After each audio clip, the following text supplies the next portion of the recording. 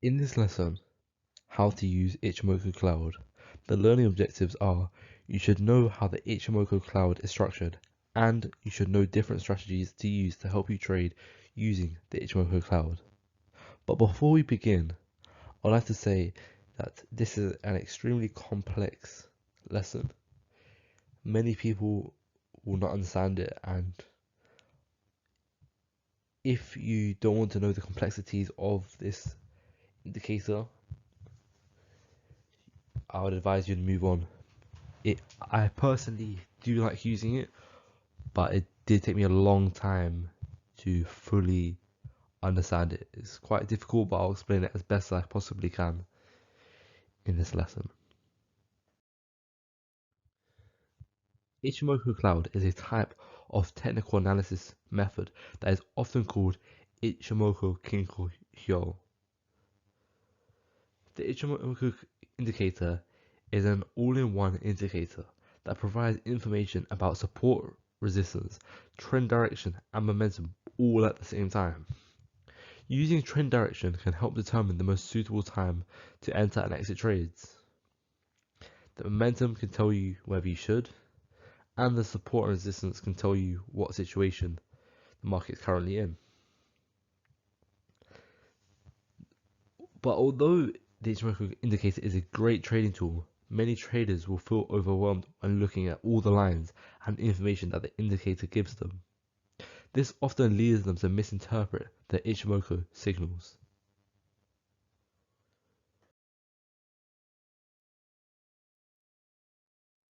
Looking at this may look extremely confusing, with loads of lines, shaded in area, and weird names. But let me break it down for you. The Ichimoku Cloud indicator consists of 5 main components. They are the Tenkan Sen, which is the red line, the Kaijun Sen, which is the blue line, the Chiku span, which is the green line, the Senko span, which is the orange line. But the Senko span is broken down into 2 levels, an A and a B, but we'll get onto that.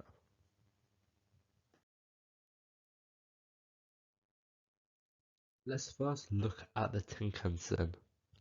The Tenkan Sen line, also called the conversion line, represents the midpoint of the last 9 candlesticks, almost like a moving average, because it measures the average of the price's highest high and lowest low to the previous 9 periods. It's calculated with the following formula: the 9 period high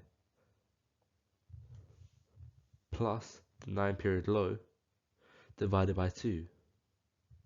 It is not a simple moving average over the prior 9 periods because the average of the closing prices over a period is less valuable than the average of price extremes.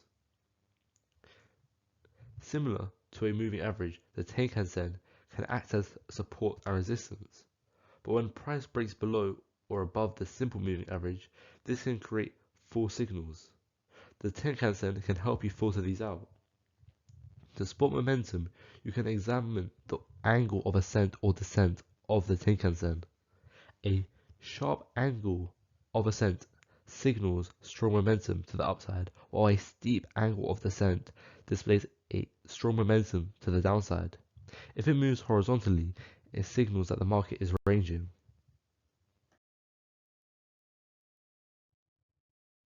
Next, we have the Kaijun Sen. It's also called the baseline. It represents the midpoint of the last 26 candlesticks.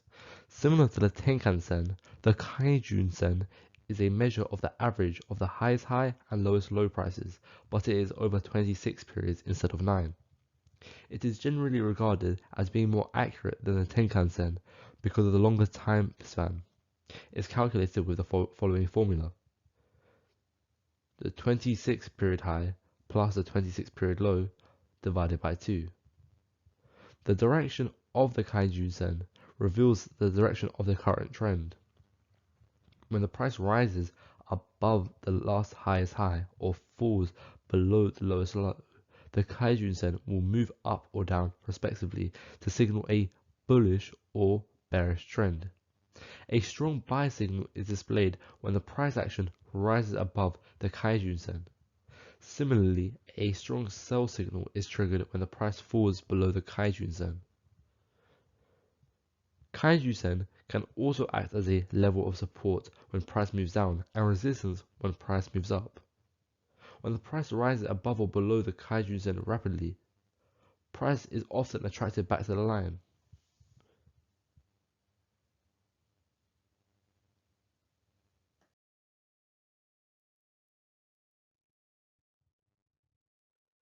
Chiku span, also called the lagging span, lags behind the price.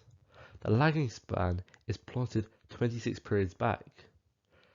The Chico span seems confusing at first because it lags behind the current price by 26 periods, but this allows you to quickly visualize how current price action compares to price action 26 periods ago.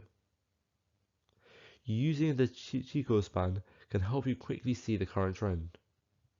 When the current price is higher than the price in the past, the trend is expected to continue to be bullish. So if the price crosses above the Chico span, that's a buy signal. Conversely, a current price below the price 26 periods ago would signify that the bearish price action is likely to continue. So if the price crosses below the Chico span, that's a sell signal. The Chico span also provides a level of support and resistance.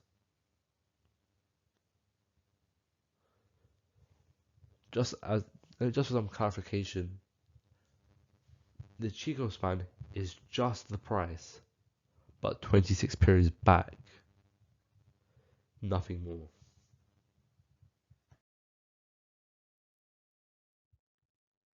The Senko span, which is part of Senko span A, which is part of the Senko span, is also called the leading span A, and it represents one of the two cloud boundaries, and it's the midpoint between the conversion line, Tenkan-sen, and the baseline, Kaijun-sen. It's calculated with the following formula, which is very simple: the conversion line plus baseline divided by 2. This value is plotted 26 periods into the future, and it's the faster cloud boundary.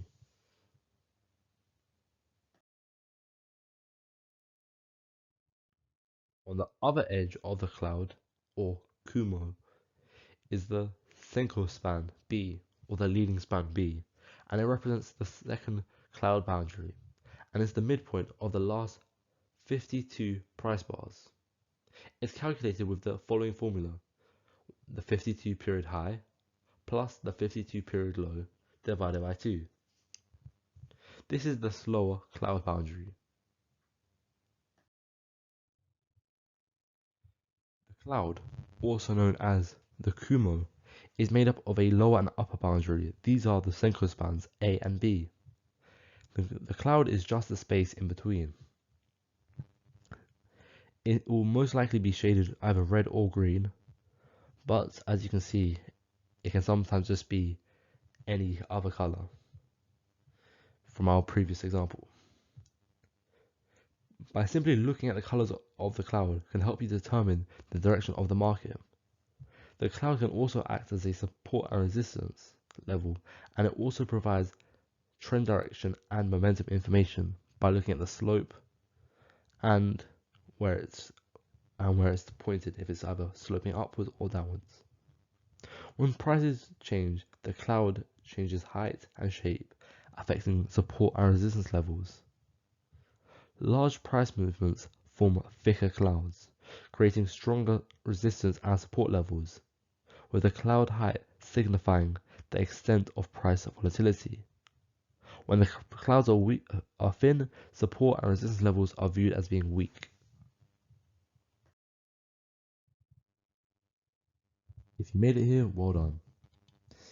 So, in conclusion, the Ichimoku framework is a very solid all-in-one indicator that provides a lot of information at once. It can also help if you combine the Ichimoku indicator with other tools such as basic support and resistance principles, price action, chart patterns, and other indicators. I'll suggest you use the Ichimoku Cloud to identify the long-term trend direction and only trade in that direction.